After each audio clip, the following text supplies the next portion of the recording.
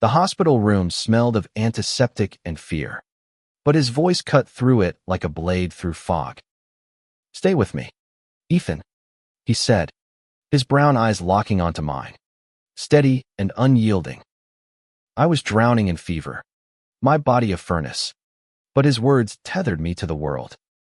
I was 24, a grad student in Chicago, when the sickness heightened infection that turned my blood to fire and my nights to delirium. They called it endocarditis, a bacterial beast gnawing at my heart valves. I'd been in the hospital for weeks, my world reduced to 4 drips and the hum of machines. My parents were back in Ohio, too far to visit often, and my friends had their own lives. I was alone until Dr. Caleb Nguyen walked into my room. Caleb was 26, a resident at Mercy Hospital, with a quiet intensity that made the sterile room feel alive. His dark hair fell slightly over his forehead, and his hands, steady as they checked my chart, carried a gentleness I hadn't expected. He wasn't like the other doctors, brisk and detached. He lingered, asked about my studies and literature, and laughed when I quoted Whitman to describe my fevered dreams. "You're a poet, Ethan," he'd say, and I'd blush, my cheeks already burning. That night, the fever spiked. My vision blurred, and the world felt like it was slipping away. I remember the panic in my chest, the fear I wouldn't wake up. Caleb was there, his shift long over, but he stayed. He sat by my bed, his hand brushing mine as he adjusted the 4. "You're not going anywhere," he whispered, his voice fierce, like he could will me back to life. And then, in a moment that felt like a dream, he leaned down and kissed my forehead. It was soft, fleeting, but it burned hotter than the fever ever could. I didn't know then that I was gay. I'd spent my life dodging the question, burying it under books and ambition. But that kiss his lips against my skin cracked something open inside me. I wasn't just fighting for my life anymore. I was fighting for something I didn't yet understand. The next morning, Caleb was back to being Dr. Nguyen, professional and kind, but distant. Had I imagined it? The fever made everything hazy, but my skin still tingled where he'd touched me. I watched him, searching for a sign, but he avoided my gaze, focusing on charts and vitals. I wanted to ask, to demand what it meant, but fear kept me silent. What if it was nothing? What if it was everything? Days passed, and I got stronger. The antibiotics were working, but my actual heart, not just the valves, was a mess. Caleb's presence was a quiet storm, stirring questions I wasn't ready to answer. I caught him once, late at night, sitting in the chair by my bed, reading one of my books. "You left it open," he said, almost sheepish. I didn't want to disturb you. But he was disturbing me, in ways I couldn't articulate. I started noticing things, the way his hands moved, precise but soft, the way his smile faltered when he thought no one was watching. I wondered about his life outside the hospital. Did he have someone waiting for him? Was he like me, hiding parts of himself? I didn't dare ask, but I started to crave his visits, the way his voice grounded me. One evening, as rain battered the hospital windows, he sat with me longer than usual. I was well enough to talk now, and we spoke about everything me dreams of teaching, his love for medicine, the way Chicago's skyline felt like a promise. I told him about my childhood, about feeling like I never fit. He listened, really listened, and for the first time, I felt seen. "You're going to get out of here, Ethan," he said, his voice low. "And when you do, you're going to live fiercely." His eyes held mine, and I wanted to reach for him, to bridge the gap between us. But I didn't. I was still too afraid of him, of myself, of what it might mean to want him. By the end of that week, I was scheduled for discharge. The thought of leaving filled me with dread, not because of the hospital, but because of Caleb. What would happen when I wasn't his patient anymore? Would he disappear from my life as quietly as he'd entered it? I didn't know how to hold on to him, or if I even had the right to try. The day I left the hospital, Chicago was drowning in a late autumn rain. My bag was packed, my discharge papers signed, but my heart felt heavier than ever. Caleb wasn't there when I walked out, was in surgery.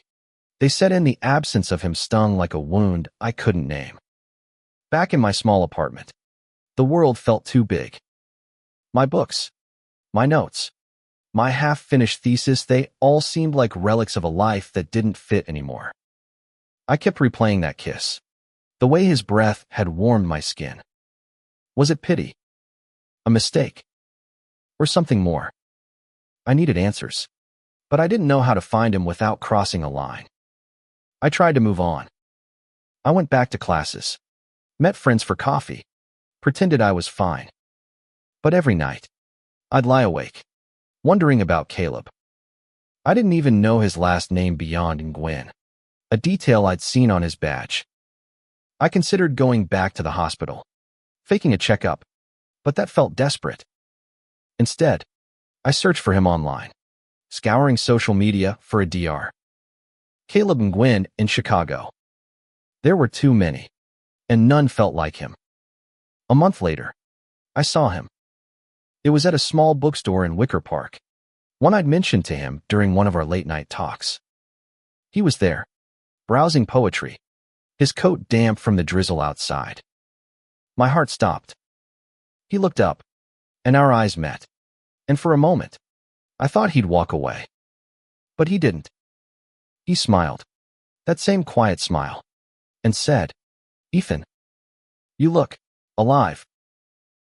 We talked for hours, first in the bookstore, then at a coffee shop nearby. He told me about his life growing up in Seattle, the pressure of med school, the way he'd always felt caught between who he was and who he was expected to be.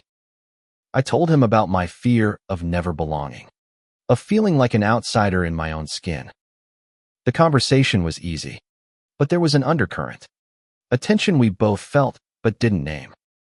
He walked me home that night, our shoulders brushing as we navigated the wet sidewalks.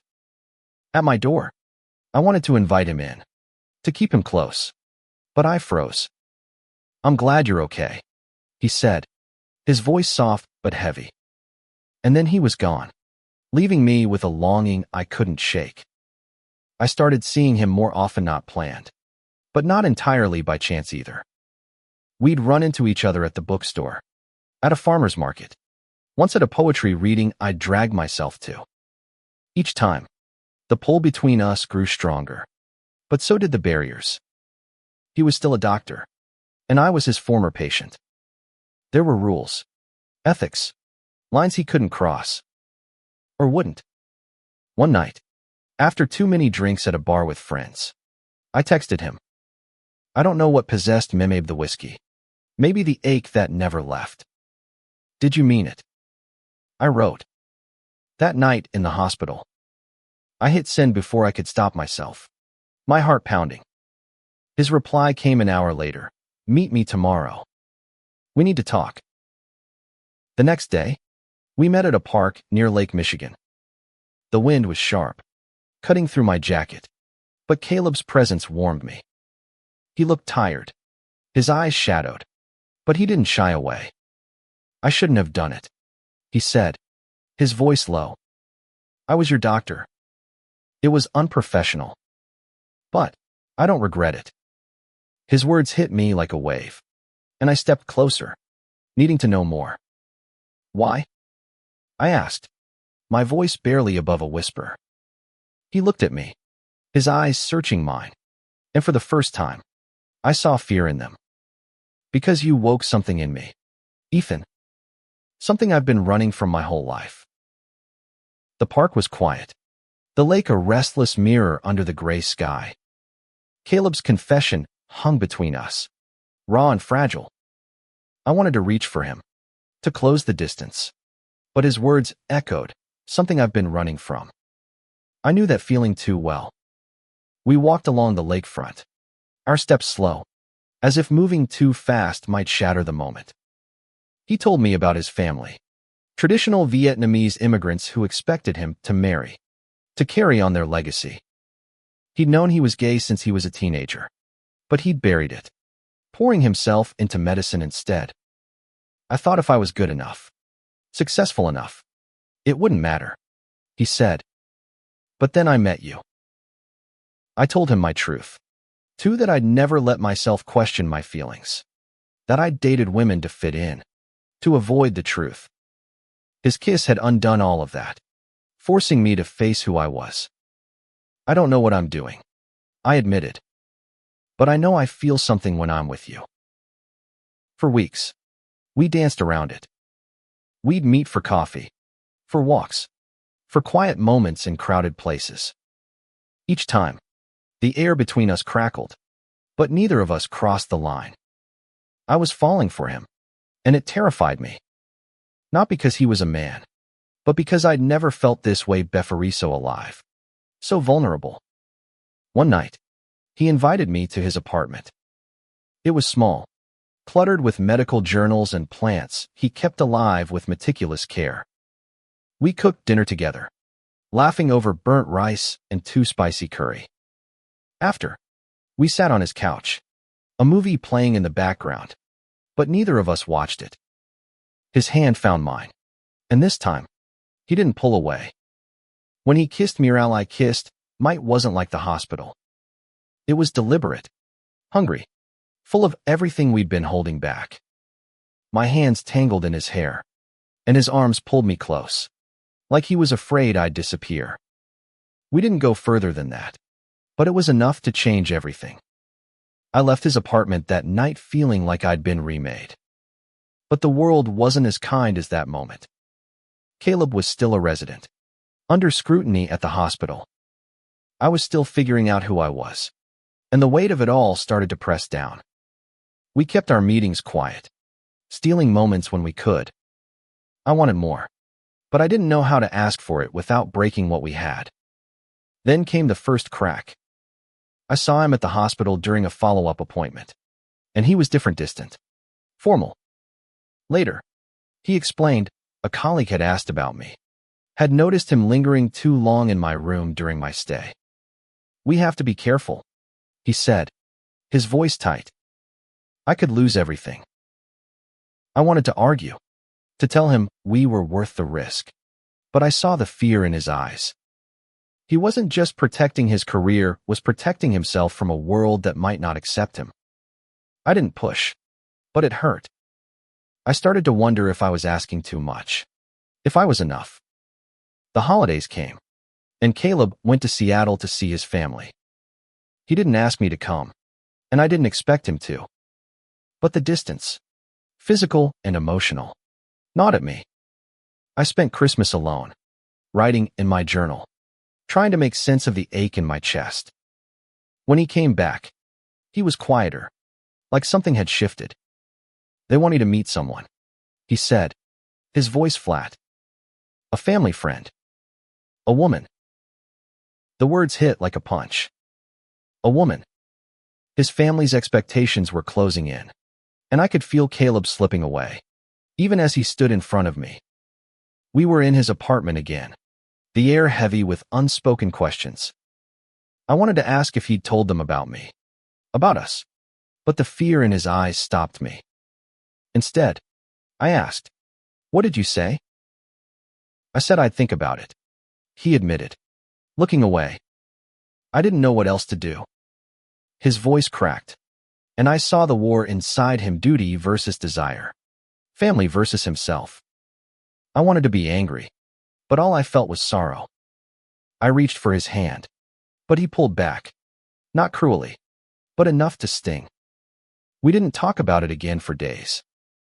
Instead, we fell into a fragile routine: dinners, walks, moments stolen in the safety of his apartment. But the shadow of his family's expectations loomed larger. I started noticing things, the way he'd check his phone, the way his smiles didn't reach his eyes. I was losing him, and I didn't know how to stop it. One night, I pushed. We were at a quiet bar, tucked in a corner, away from prying eyes. "Caleb," I said, my voice steady despite the knot in my chest. What are we doing? Are we just pretending? He looked at me, his eyes raw, and said, I don't know how to do this. Ethan, I've never been brave enough. His words cut deep, but they also lit a fire in me. I wasn't ready to give up. I told him about my own fears, about the years I'd spent hiding from myself. I'm scared too, I said, but I'd rather be scared with you than safe without you. For a moment, I thought I'd reached him. He leaned in, his forehead resting against mine, and whispered, I want that too. But wanting wasn't enough. The next week, he canceled our plans, saying he had to work late. Then he stopped texting as often. I saw him at the bookstore, but he was with a colleague, and he barely acknowledged me. The distance grew, and I felt like I was back in that hospital bed, alone and burning. I threw myself into my thesis, trying to drown the ache in work. But every word I wrote was laced with his voice, his touch, his fear. I started questioning everything. Was I too much? Not enough? Had I misread him from the start? The doubts ate at me, but I couldn't let go. Then came the letter. It was slipped under my door, handwritten, his careful script unmistakable. Ethan, it began. I'm sorry. I've been a coward. Meet me at the lake. Saturday at dusk. I need to tell you everything. My heart raced as I read it, hope and fear colliding. I didn't know what he'd say, but I knew I'd be there. Saturday came, and the lake was calm, the sky streaked with pink and gold. Caleb was waiting, his hands in his pockets, his face a mix of resolve and terror. I told them, he said before I could speak. My family. About me. About you. His voice trembled, but he didn't look away. They didn't take it well. Caleb's words hung in the air, heavy as the dusk settling over Lake Michigan. He told me everything, how he'd sat his parents down, how he'd said the words he'd never dared to say before. I'm gay. His mother had cried. His father had gone silent, and his sister had tried to mediate. But the weight of their disappointment was crushing. They want me to come back to Seattle, he said. To start over. To be someone else. I wanted to scream that he didn't have to be anyone else, that he was enough. But I saw the exhaustion in his eyes, the toll of carrying that truth alone for so long. Instead, I took his hand, and this time, he didn't pull away. We sat on a bench, the lake lapping softly, and I told him about my own family, how I hadn't told them yet, how I was terrified of what they'd say. But I'm going to, I said, because of you. That night, we didn't kiss. We didn't need to. The act of sitting there, hands entwined, was enough. It was a promise, fragile but real, that we'd face this together. But promises are hard to keep when the world pushes back. Caleb's hospital schedule grew grueling, and rumors started circling. A nurse had seen us together at the park, and word spread. He was called into a meeting with his supervisor, who warned him about professional boundaries. It wasn't about me specifically, but the implication was clear. His personal life was under scrutiny. He started pulling away again, not out of fear for himself, but for me. I don't want you dragged into this, he said one night, his voice tight. I didn't listen. I couldn't. I started showing up at the hospital, not as a patient, but as someone who cared. I'd bring him coffee during his breaks, sit in the cafeteria, and steal moments when we could. It was reckless, but I was desperate to hold on to him. One night, he pulled me into an empty stairwell and kissed me, fierce and urgent. You're making this so hard, he whispered, but he was smiling. We started planning a future, tentative and hopeful. Maybe we'd move somewhere new, somewhere we could be ourselves without fear. San Francisco, maybe, or New York. We'd talk about it late at night, curled up on his couch, dreaming of a life where we didn't have to hide. But dreams are fragile, and reality is sharp. His family called again, this time with an ultimatum: come home, or they'd cut him off. Not just financially, but emotionally. His mother's voice on the phone, pleading, haunted him. I could see it in the way his hands shook, the way he stopped sleeping. I tried to be strong for him, but I was breaking too. My own family was starting to ask questions why I was so distracted, why I hadn't come home for Easter. I wasn't ready to tell them. Not yet. But the pressure was mounting. One night, Caleb broke. We were at my apartment, and he started crying, something I'd never seen before. I don't know if I can do this, he said, his voice raw. I love you, Ethan, but I don't know if I'm strong enough. Those 3 words, I love you, hit me like a revelation, but they were laced with pain. I held him, whispering that we'd figure it out. But inside, I was terrified he was right. Caleb's confession of love changed everything and nothing. It was a tether, binding us closer, but also a weight, pulling us under. I told him I loved him too, the words spilling out like they'd been waiting my whole life. But love, I learned, doesn't solve everything, it complicates it. We tried to hold on.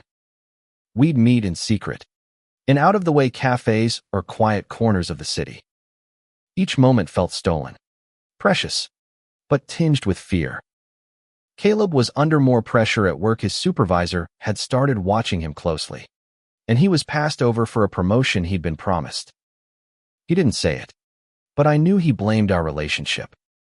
I started to feel like a liability, like my presence was costing him everything. I decided to tell my family. It was a rainy Sunday, and I drove to Ohio, my heart in my throat. My parents were kind, practical people, but they were rooted in tradition. I sat them down in their living room, the same room where I'd grown up, and told them I was gay. I told them about Caleb, about how he'd saved me in more ways than one. My mother cried, not out of anger, but confusion. My father was quiet, his face unreadable. We just want you to be happy, my mom said finally, but it felt like a question, not a promise. When I got back to Chicago, Caleb was waiting. I told him what happened, and he held me, his arms steady despite the chaos around us. You're braver than me, he said, and I wanted to believe him. But bravery felt like a lie when I saw the strain in his eyes, the way he flinched at every phone call. Then came the crisis. Caleb's sister called, frantic. Their father had had a heart attack. Caleb flew to Seattle that night, leaving me with a hurried kiss and a promise to call. Days turned into weeks, and his texts grew sparse.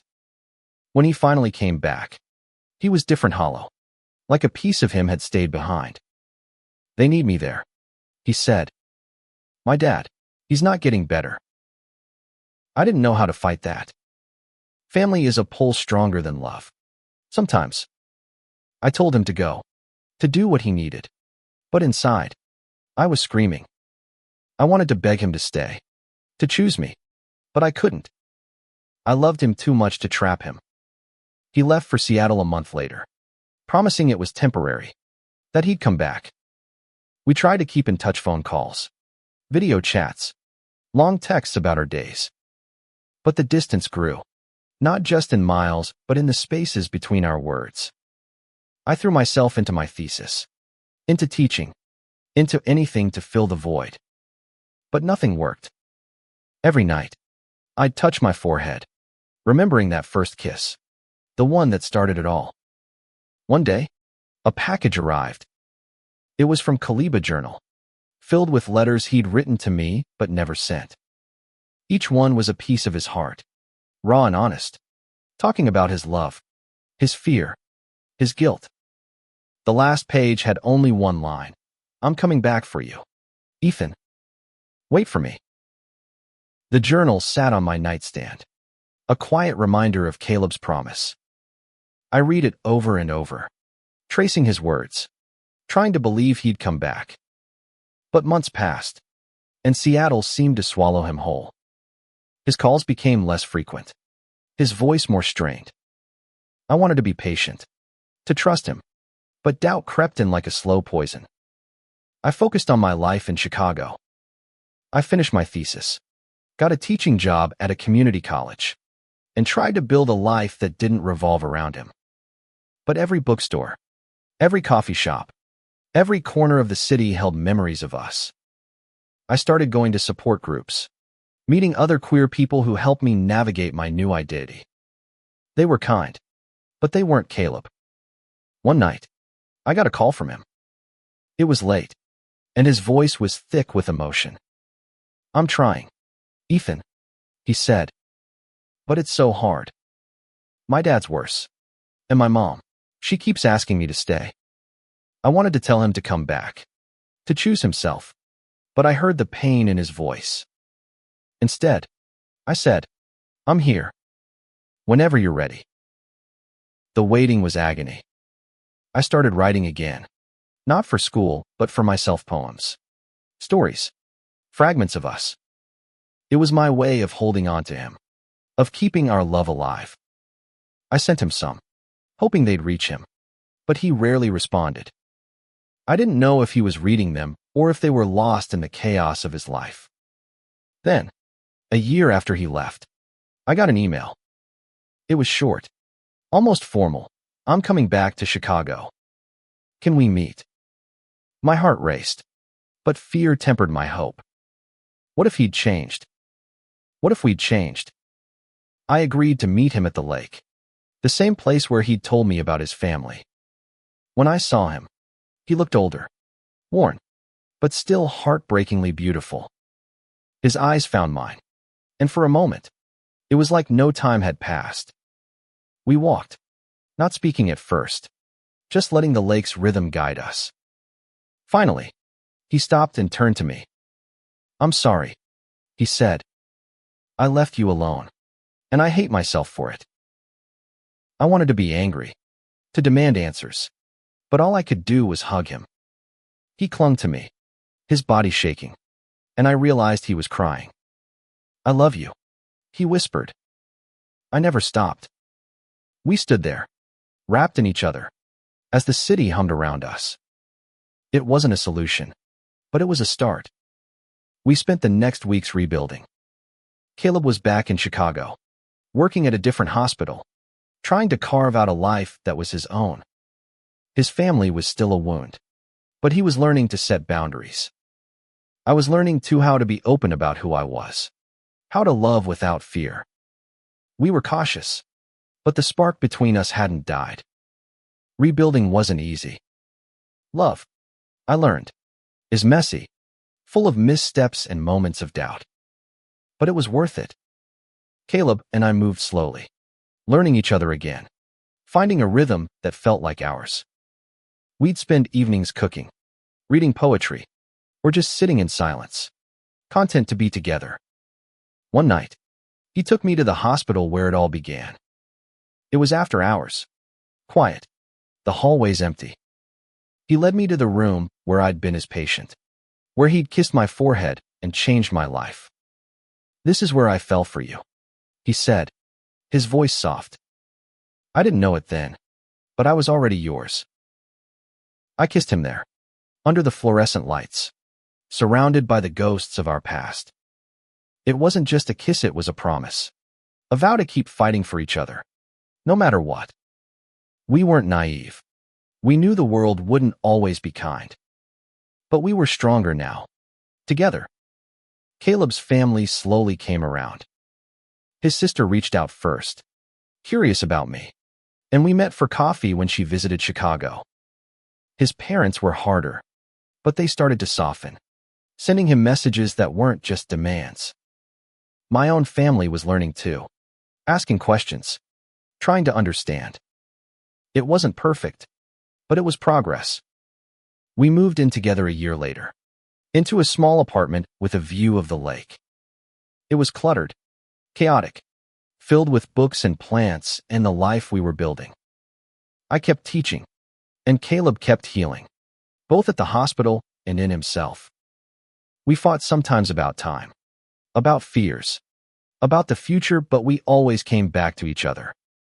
The fever that brought us together was gone, but its heat lingered in every touch, every glance.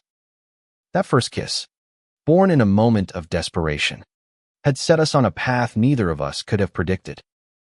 It wasn't just about surviving, it was about living, fully and fiercely, as ourselves. One evening, as we sat by the lake, Caleb took my hand. "You saved me too. You know," he said. I smiled, my heart full. We weren't perfect, but we were real. And that was enough. Our story wasn't a fairy tale. It was a hard one, marked by fear and doubt, but also by love that refused to break. We'd both been burned by that first touch, but we'd learned to live in the fire. And as the sun set over Chicago, painting the sky in shades of gold, I knew I'd never recover from him, and I didn't want to.